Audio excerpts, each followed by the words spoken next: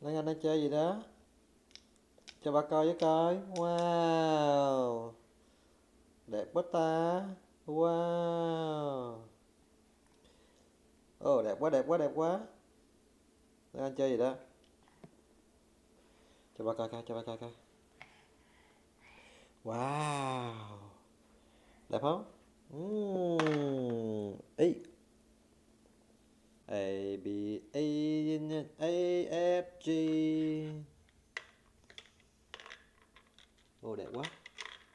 Đẹp quá, đẹp quá. Sao? Bo làm sao? Ừ. Bó. Ừ. Cái đó là gì vậy? Cái đó là gì?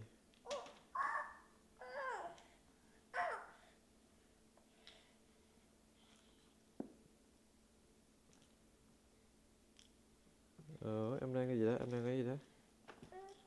Hả?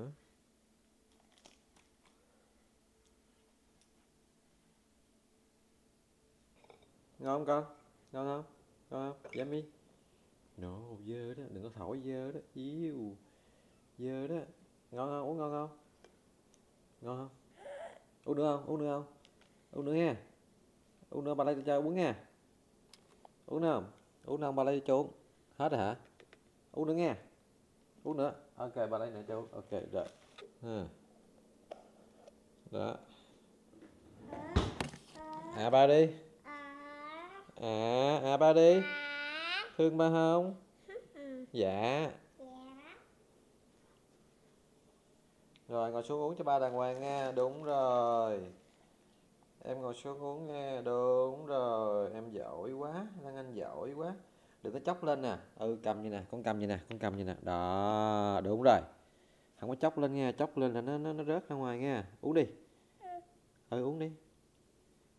Cầm uống. Giỏi. Uống ngon không? Dạ ngon. Ừ. Thương quá đi à. Có thương ba không? Lan Anh có thương ba không? Sao? Sao? Đâu có ai ngoài đâu. Đâu có ai ngoài đâu. Đâu có ai ngoài. Không ai ngoài hết. Lan Anh chỉ ai vậy? Cái gì vậy? Nói chuyện rồi vậy? Uống đi, uống cho ba đi. Lan Anh uống cho ba đi. Rồi uống đi. Uống vô. Vô. Vô nè, ba vô cho Lan Anh nè. Vô. Vô. Vô. Vô, vô, vô. Vô. Rồi uống đi, uống đi, uống đi. Rồi bà uống nè, bà uống, bà uống. Vô. Vô.